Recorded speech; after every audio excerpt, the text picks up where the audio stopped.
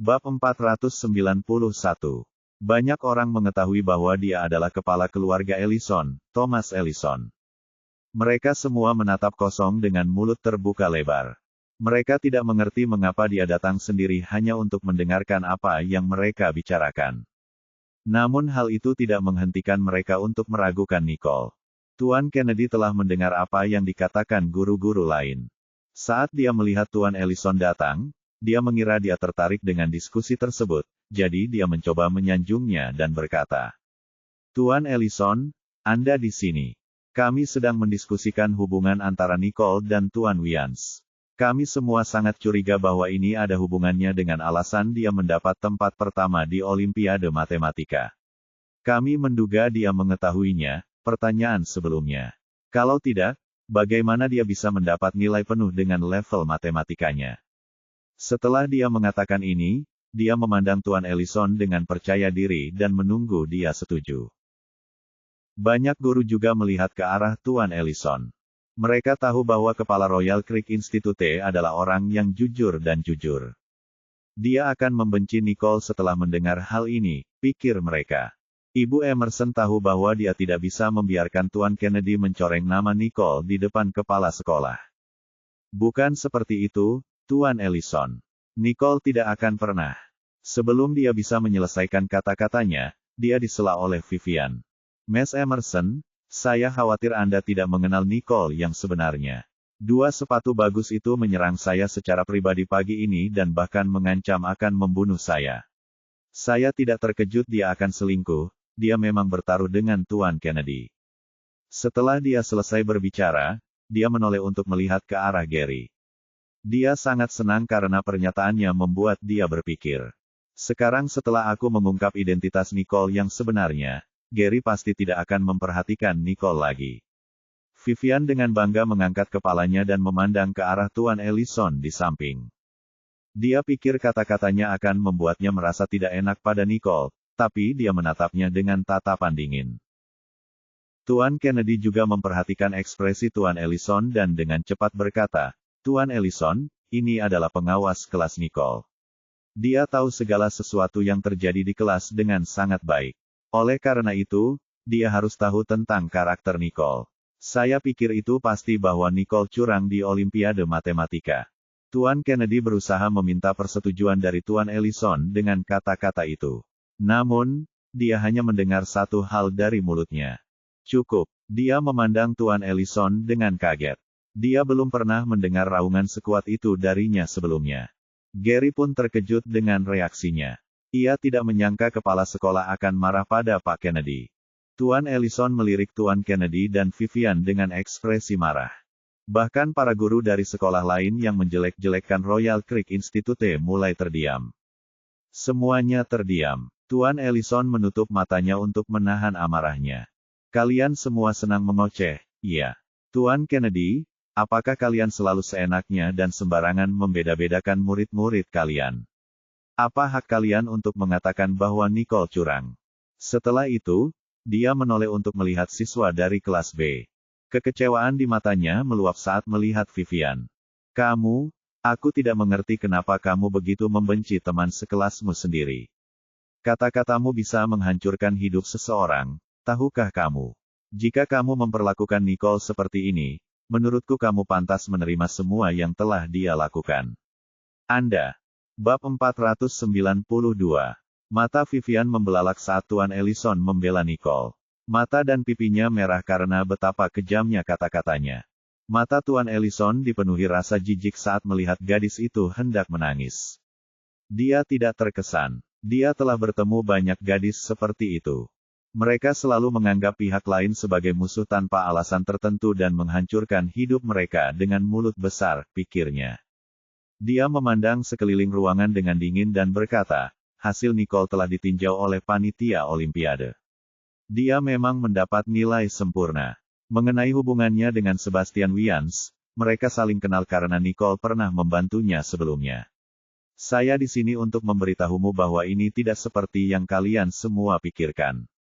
Tidak sulit untuk mengakui bahwa kamu tidak sebaik orang lain.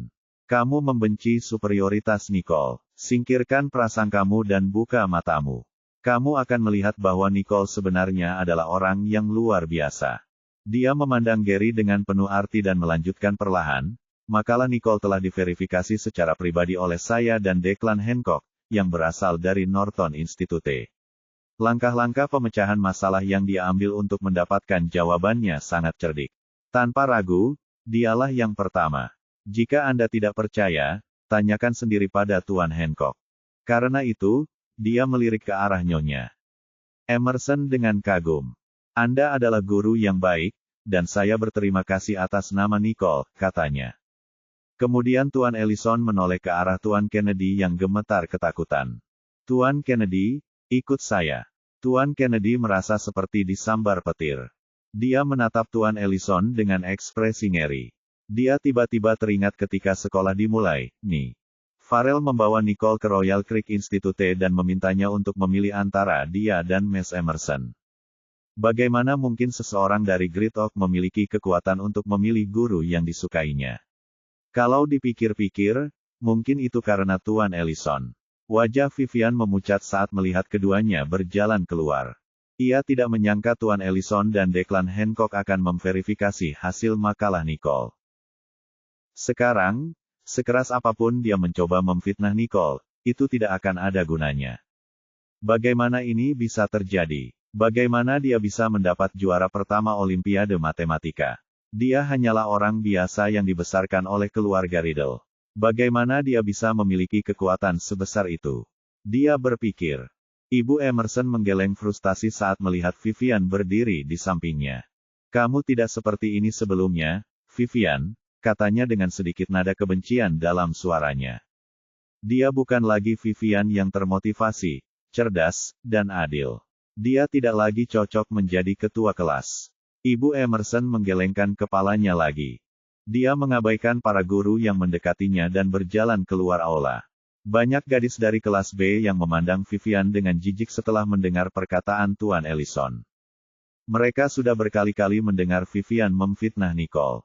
Namun kini mereka mempertanyakan apakah pendapat mereka berdasarkan fakta atau asumsi Vivian. Tak lama kemudian, mereka memutuskan untuk menjauhkan diri dari Vivian. Tak ada satupun dari mereka yang mau bergaul dengan orang-orang yang akan mencoreng nama baik teman sekelasnya sendiri. Vivian memperhatikan semua orang mendorongnya menjauh. Dia lalu menatap ke arah Raine dengan marah. Bab 493. Ini semua salahmu. Aku jelas hanya menyatakan apa yang kamu katakan padaku. Kenapa tidak ada yang membicarakanmu? Vivian berteriak pada Raine. Nora tahu sesuatu yang besar akan terjadi, jadi dia pergi diam-diam. Untungnya Vivian tidak mengenalinya. Karena itu, dia tidak ingat kalau Nora lah yang bercerita tentang Nicole. Raine, yang menyalahkan Nora, bersembunyi di balik Gary. Dia hendak mengatakan sesuatu, tetapi ketika dia melihat Tuan Ellison, dia memutuskan untuk tetap diam. Dia ingat bahwa Tuan Ellison adalah orang yang secara pribadi menangani penerimaan Nicole ke Royal Creek Institute. Karena itu, dia belum siap terjebak di garis bidik. Lagi pula, ini salah Vivian karena tidak tahu di mana letaknya. Vivian melirik ke arah Raine yang bersembunyi di belakang Gary dengan tatapan mengejek. Dia dengan marah berlari ke arah Raine dan mengulurkan tangannya untuk mencakar Raine. Dasar bajingan, beraninya kau bersembunyi di balik Gary. Raine tidak akan membiarkan Vivian menyakitinya. Dia merunduk ke sisi lain, tapi sudah terlambat bagi Vivian untuk berhenti. Vivian berteriak saat dia melihat dia akan menyakiti Gary. Di sisi lain, Gary tak ambil pusing dengan pertengkaran kedua gadis itu. Dia masih memikirkan apa yang dikatakan Tuan Ellison. Benarkah aku tidak bisa menerima kalau Nicole lebih baik dariku? Saat dia sedang berpikir keras, dia mendengar teriakan. Gary, awas! Apa? Gary dibawa kembali ke bumi oleh teriakan itu. Dia melihat sebuah tangan datang ke arahnya dan dengan cepat meraihnya. Namun Vivian masih meninggalkan bekas luka di wajahnya. Gary kesakitan. Dia tidak berpikir seorang gadis bisa menyakitinya. Dia menatap Vivian di depannya dan melemparkan tangannya ke samping dengan dingin. Apa yang sedang kamu lakukan? Katanya dengan marah. Vivian tidak menyangka tindakannya akan menyakiti hati Gary. Dia berdiri di sana dengan bingung dan mengulurkan tangan untuk menyentuh wajahnya. Gary, aku tidak bermaksud begitu, aku hanya ingin menghadapinya. Tiba-tiba, dia menoleh ke arah Raine dan berteriak, kamu melakukan ini dengan sengaja. Ada sedikit kepolosan di wajah Raine. Dia tidak mengira Gary akan terluka jika dia merunduk. Bukan ini yang aku inginkan. Omong kosong apa yang kamu bicarakan. Bagaimana aku bisa melakukan itu dengan sengaja? Mata Vivian memerah saat melihat Gary menatapnya dengan jijik. Itu kamu. Kamu sengaja membuat Gary membenciku agar kamu bisa memilikinya untuk dirimu sendiri. Dia berteriak. Kesabaran Gary mulai menipis mendengarnya. Dia meraih tangan Vivian yang terulur dan berkata, hentikan. Aku muak dengan omong kosongmu. Setelah itu, dia berbalik meninggalkan aula. Jack dan Wayne di samping dengan cepat berlari ke arahnya dan memberinya tatapan menggoda. Bab 494. Menurutku kamu tidak terlihat sebaik kamu, Gary. Kedua gadis itu merasa iri padanya, tidak yakin siapa di antara mereka yang paling disukai Gary. Dia memasang wajah dingin sambil menatap Jack tanpa emosi dan memintanya pergi. Saat Jack menggosok dagunya dan berlari mengejar Gary untuk meminta maaf, Wayne melirik Jack dan menganggap Jack idiot. Melihat kedua gadis yang antusias itu, dia merasa sama menyesalnya dengan Gary. Ini adalah tipe gadis terakhir yang dia inginkan. Gary, Tuan Ellison sudah mengatakannya, Nicole yang pertama. Bagaimana dia melakukannya? Dia bertanya perlahan. Bahkan Gary hanya mendapat posisi kedua. Nicole menentang alam. Apakah Nicole benar-benar tidak selingkuh? Tidak mungkin dia sepintar ini, ucap Jack curiga. Gary memandang mereka berdua untuk pertama kalinya dengan serius. Lain kali jangan mengolok-olok orang seperti ini. Nicole berhasil melakukannya sendiri. Harus kuakui dia lebih baik dariku. Karena itu, dia keluar dari Royal Creek Institute tanpa menoleh ke belakang, meninggalkan Wayne dan Jack berdiri di tempat mereka, saling memandang. Mereka berdua merasa aneh memikirkan apa yang dikatakan Gary. Nicole memang telah membuat bangga kelas B. Keduanya agak bingung.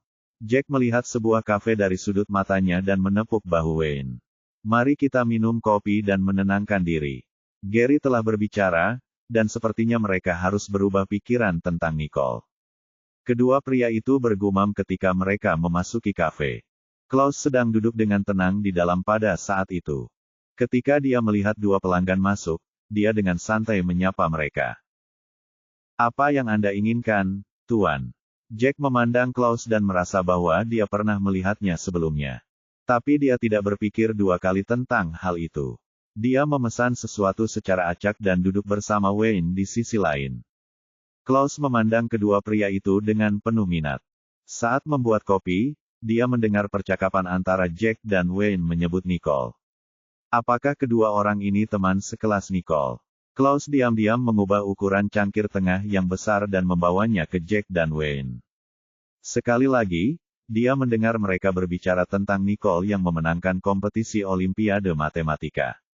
Ya dewa, sepertinya trik memutar pena Nicole benar-benar berhasil. Klaus menunjukkan ekspresi kecil bangga di wajahnya. Saat dia meletakkan kopinya, Jack dan Wayne mengeluh bahwa dia memberi mereka ukuran cangkir yang salah. Namun dia mengabaikan mereka, berjalan kembali ke konter, dan menelepon atasannya, memberitahunya bahwa Nicole telah memenangkan tempat pertama. Reaksi Jared acuh tak acuh. Dia hanya menggumamkan tanda terima, tidak tampak terkejut sama sekali. Telepon di samping Jared mati. Klaus menyeringai mendengar jawaban Jared yang tampaknya tenang. Meski begitu, ia harus mengakui bahwa bosnya sangat mengenal Nicole. Saat semua orang meragukan Nicole, Jared berdiri teguh di sisinya. Selama lelang langsung tanah Wians Group. Bab 495. Luke McCarthy, perwakilan keluarga McCarthy, menatap penuh kemenangan ke arah Sean dan Steve di seberangnya. Dia telah berbicara dengan banyak orang di tempat tender dan akrab dengan Taylor Wyatt dan George Allen, keduanya adalah pejabat pemerintah. Mereka sekarang memegang semua kartu dan diharapkan memenangkan tender. Dia memandang Sean yang berwajah dingin dengan jijik. Tidak peduli seberapa bagus tawarannya, hubungan adalah kata terakhir. Saya bisa saja memenangkan tender dan kemudian membangun rumah sakit di tanah itu, menghasilkan banyak uang dari para idiot itu. Sama seperti Michael, CEO Rumah Sakit Pusat Sanjoto, saya akan segera dapat melipat gandakan kekayaan bersih saya puluhan kali lipat. Luke memasang ekspresi serakah di wajahnya, senang memikirkan uang yang akan dia terima. Dia berjalan ke arah Sean, menggulung dokumen tendernya, dan meletakkannya di atas meja. Apakah kamu tidak tahu, bocah nakal, bahwa kamu setidaknya harus menyapa? Dia ingin mengintimidasi pemuda itu. Jika pemuda itu mengerti maksudnya, hendaknya dia segera bangkit dan memujinya. Jika demikian, dia tidak akan membiarkannya kalah. Namun ia ditakdirkan untuk kecewa, karena Sean bahkan tidak melirik ke arah Luke, melainkan menyingkirkan gulungan dokumen tender tersebut dan mengabaikan pesaing sombong tersebut. Steve mendorong kacamata berbingkai emas ke atas hidungnya dan menatap Luke dengan tatapan dingin di matanya. Penawaran akan segera dimulai, Tuan McCarthy. Mengapa Anda tidak melihat penawaran Anda yang murah hati daripada membuang-buang waktu untuk mencari masalah dengan kami? Luke diperlakukan dengan sangat kasar oleh seorang pemuda. Dia memelototi Sean dan Steve dengan marah, tetapi segera, seolah-olah ada sesuatu yang muncul di kepalanya, dia mencibir, melihat ke arah para VIP yang telah menghabiskan begitu banyak uang untuk bergaul dengannya. Teman-teman, kalian pasti tidak akan percaya betapa naifnya anak-anak ini, mereka mengira bisa memenangkan tender hanya dengan mempersiapkan presentasinya dengan baik. Apa yang harus mereka lakukan untuk bersaing dengan saya? Banyak orang juga memandang Sean dan Steve dengan cemoohan. Steve mengerutkan kening karena marah dan jijik pada Luke. Bisakah kamu menang dengan trikmu tanpa keahlian nyata? Luke tidak tahan ketika mendengar ini. Tapi sebelum dia bisa mengatakan apapun, Taylor, yang mendapat banyak manfaat dari Luke, menimpali dengan perasaan tidak senang. Anda tidak tahu apapun, bukan? Omong kosong. Kita semua di sini tahu betapa hebatnya Tuan McCarthy. Beraninya anak nakal seperti Anda bersikap sombong di sini. George juga menggelengkan kepalanya, menatap keluarga Riddle dengan sedikit cemoohan di matanya. Mereka benar-benar berpikir bisa memenangkan tender hanya dengan semangat mudanya. Kedua orang ini benar-benar tidak mengerti ya. Pak Wians pasti akan mempertimbangkan pendapat orang-orang di sekitarnya. Apakah mereka masih bisa menang jika semua orang mempunyai pandangan negatif terhadap keluarga Riddle? Namun banyak juga yang bersimpati dengan Steve dan Sean, mereka tahu keduanya telah melakukan banyak persiapan, namun melihat apa yang bisa dilakukan Luke, mereka semua merasa kasihan dan membuang muka. Dalam benak orang-orang ini, kemungkinan besar keluarga Riddle akan kalah. Steve mengerutkan kening dan ingin mengatakan sesuatu setelah mendengar apa yang dikatakan Taylor. Namun Sean meraih tangannya dan menggeleng pelan, seolah menyuruhnya bersabar. Luke melihat ekspresi semua orang dan mendengus pada Sean dan berkata dengan kasar, "Aku datang dengan persiapan. Jika bukan karena formalitas, aku tidak akan datang, dan kalian semua mungkin tidak akan pernah bisa melihat wajahku." Bab 496. Aku tahu keluarga Riddle sedang mengalami kemunduran ketika aku melihatmu. Apa kamu benar-benar berpikir bahwa kamu bisa mendapatkan tanah ini hanya dengan bekerja keras seperti sebelumnya? Sudah kubilang, kamu tidak punya peluang. Luke baru saja selesai berbicara dengan penuh kemenangan ketika pintu ruang konferensi tiba-tiba terbuka, dan Sebastian dan Merwin masuk perlahan. Melihat Sebastian, Luke bergegas menyambutnya, matanya tersenyum seperti anak laki-laki. Sebastian merasa ingin mengerutkan kening pada Luke yang menjilati begitu keras. Namun dia tidak menunjukkan emosinya, hanya mengakuinya dengan acuh tak acuh. Di mata Luke, itu adalah sebuah dukungan. Wajah Luke berseri-seri, dan dia berjalan di udara, menatap Sean dan Steve dengan jijik. Kedua idiot ini sedang menunggu untuk kalah. Sean dan Steve juga mengangguk ke arah Sebastian dengan kerendahan hati yang pantas, yang membuat mereka mendapat banyak poin di mata Sebastian. Jika dilihat lebih dekat, kedua pemuda ini sangat mirip dengan Nicole. Terutama matanya yang sedikit terangkat, terlihat sedikit dingin dan sombong. Bagaimana mungkin saya tidak mengetahuinya lebih awal? Penampilan Sebastian dianggap oleh banyak orang di sekitarnya sebagai tanda ketidaksukaannya terhadap Riddles. Mereka semua memandang keduanya dengan jijik. Lihat, bahkan Tuan Wians yang lembut pun tidak menyukainya. Sebastian dan Merwin duduk di baris pertama di tengah, dan Sebastian memandang kedua keluarga di kedua sisi dan berkata dengan santai, "Ayo mulai." Luke terlebih dahulu memulai penampilannya, memuji Sebastian selama 10 menit atas dokumen tendernya, dan akhirnya mengatakan beberapa patah kata tentang rencananya atas tanah tersebut. Bukan hanya Sebastian, bahkan Merwin pun mengerutkan kening. Apa yang terjadi dengan keluarga McCarthy? Mereka tampaknya telah menunjukkan beberapa ide bagus di babak pertama, tetapi di babak kedua ketika Luke, yang merupakan penanggung jawab keluarga McCarthy, mengambil alih. Dia tidak terlihat sebaik itu, sebagai asistennya. Taylor, yang berada di sebelah Sebastian, berkata, Tuan McCarthy sangat berdedikasi, dan presentasinya luar biasa. Sebastian melirik Taylor dan tidak berkata apa-apa. Taylor di sini hanya sebagai pengamat yang tidak mempunyai hak untuk berbicara. Aku tidak menyangka melihat Taylor memberikan pujian kepada Luke di sini. Sepertinya keluarga McCarthy menghabiskan banyak uang untuknya.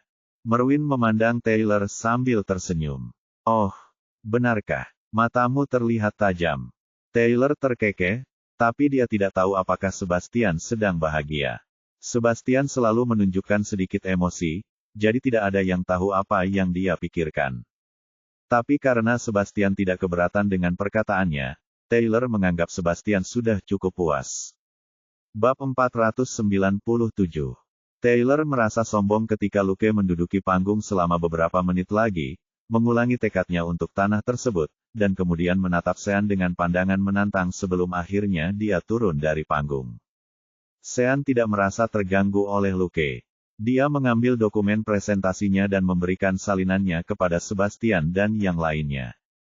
Kemudian dia dan Steve berdiri di tengah panggung dengan percaya diri. Ini isi dokumen tender Riddle Corporation.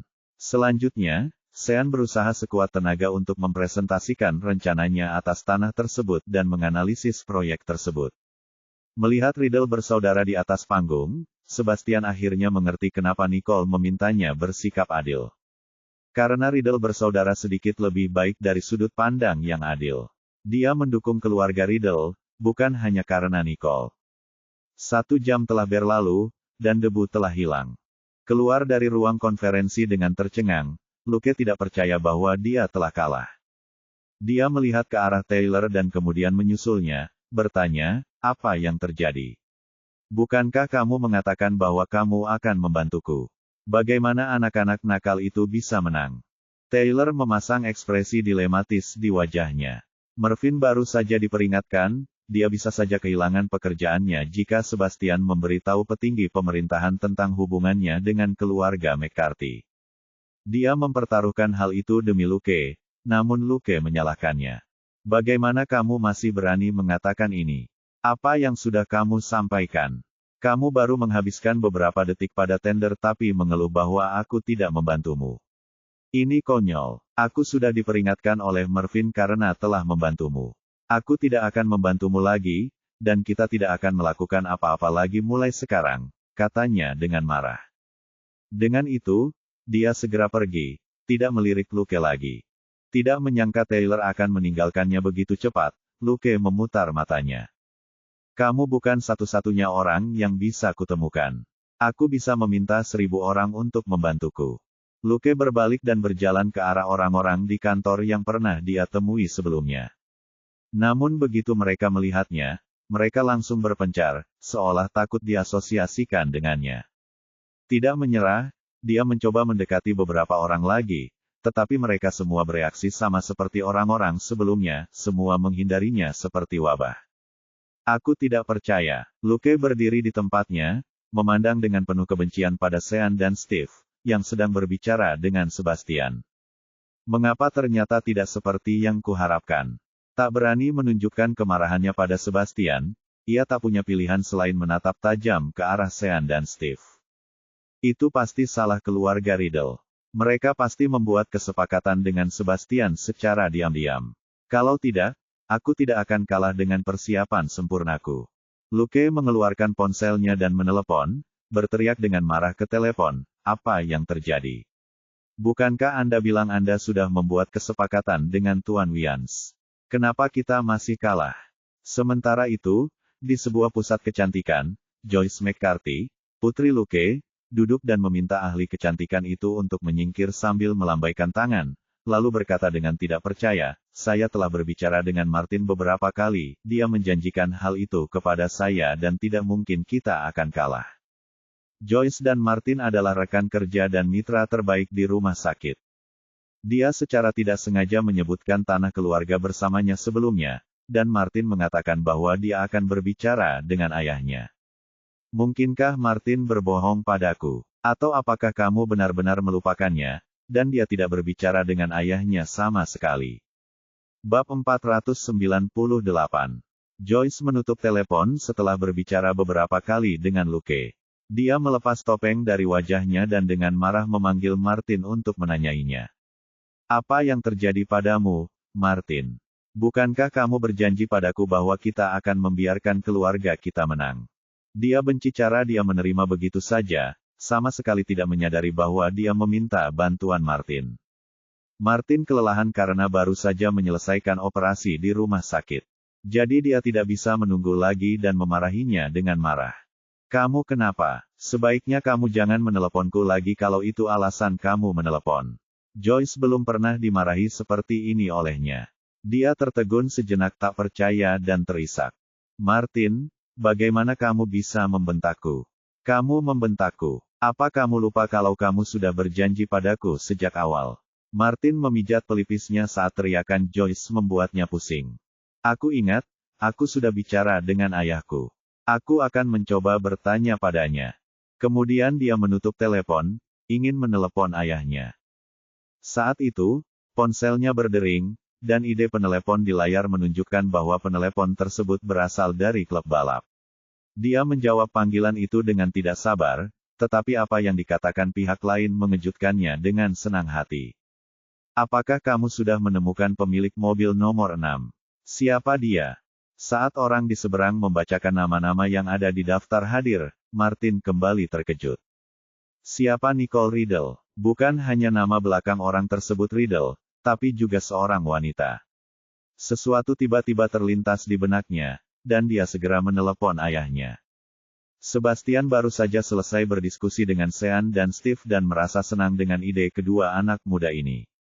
Andai saja dia mengetahui ide dua orang ini di episode pertama, dia tidak akan mengabaikan Damien dan Dillon. Menatap telepon yang bergetar di tangannya, dia menepuk bahu mereka berdua dan dengan lembut memohon. Martin mendengar suara ayahnya dan tidak bisa menahan emosinya. "Ayah, aku ingat pernah memberitahumu bahwa putri keluarga McCarthy adalah kolegaku.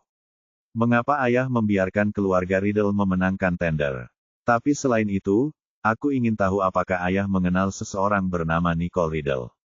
Sepertinya aku pernah kudengar kau menyebut dia sebelumnya." Sebastian mendengar nama itu dan mengerutkan kening. "Sudah kubilang sebelumnya, dia adalah ahli permata terkemuka dari Hustuaberg yang pernah membantuku sebelumnya. Apakah kamu lupa? Aku tidak percaya itu dia. Aku bahkan tidak menyangka dia menyukai balap. Dia pemilik mobil nomor 6 yang kita tonton bersama beberapa hari lalu." Martin kaget saat mendengar ini. Dia merasa bahwa dialah yang telah membantunya memperbaiki Mary dan Solomon. Tidak menunggu Sebastian melanjutkan. "Karena kamu mengenalnya, tahukah kamu kalau dia ada hubungannya dengan keluarga Riddle?" Sebastian memandang Sean dan Steve dan tersenyum. "Kamu benar, dia memang dari keluarga Riddle." Martin terdiam, dan setelah beberapa saat, dia bergumam dengan putus asa, "Sialan, Joyce." Lalu dia melanjutkan dengan suara lemah. Ayah benar. Biarlah yang pantas menang. Lupakan apa yang ayah katakan sebelumnya." Sambungan telepon terputus, dan Sebastian mengerutkan kening perlahan dengan telepon masih di tangannya. Dia menoleh kedua pemuda tampan di seberangnya dan tersenyum. "Bagaimana kalau kita melanjutkan ke prosedur serah terima?" dia bertanya. Bab 499. Nicole kembali ke Royal Creek Institute, dan saat dia hendak berbalik dan berjalan menuju kafe, dia mendengar suara yang sangat emosional datang dari belakangnya. "Bos, Dia menoleh ke belakang dan melihat Austin berlari cepat ke arahnya bersama beberapa orang. Orang-orang yang berpikir untuk menemui Nicole untuk menanyakan sesuatu dengan cepat berbalik ketika mereka melihat Austin. Mereka bertanya-tanya kenapa Austin selalu muncul di dekat Nicole. Mereka bahkan penasaran dengan hubungan Nicole dan Sebastian, ingin datang dan menanyakan hal tersebut kepada Nicole. Namun karena kehadiran Austin, mereka tidak sempat melakukannya. Austin tidak peduli dengan apa yang dipikirkan orang-orang itu. Dia mendatangi Nicole dengan antusias. "Bos, bagaimana ujianmu?" Nicole mengangkat alisnya, tidak tahu ujian apa yang dibicarakannya, tapi itu tidak membuat perbedaan baginya. Tidak apa-apa. Austin tahu bosnya selalu rendah hati. Bahkan jika dia adalah yang pertama di seluruh sekolah, dia tidak akan terbawa suasana, jadi dia tidak banyak bertanya padanya tentang hal itu. "Bos, saya bisa menjawab semua soal ulangan bulanan yang saya ikuti hari ini," ucapnya antusias. Samei dan orang lain di belakangnya berseri-seri, menatap Nicole dengan rasa terima kasih di mata mereka. Jika bukan karena Nicole yang memberi mereka latihan khusus dengan intensitas tinggi selama lebih dari setengah bulan, mereka tidak akan bisa mengerjakan tes dengan baik. Mereka tidak pernah membayangkan bahwa ujian yang telah mereka perjuangkan suatu hari nanti bisa menjadi tempat di mana mereka berada dalam elemen mereka. Banyak orang di sekitar, yang belum pergi jauh, mendengar apa yang dikatakan Austin dan juga tersandung. Apakah ini hanya lelucon, atau kita hanya berhalusinasi? Austin bilang dia mengerjakan ujiannya dengan baik. Mereka melontarkan pertanyaan dan ejekan pada Nicole, tapi Nicole mengabaikannya. Dia memandang anak laki-laki di depannya dan tersenyum lembut. "Bagus sekali," katanya. Senyumannya seindah sinar pertama mentari yang berkilauan di atas embun.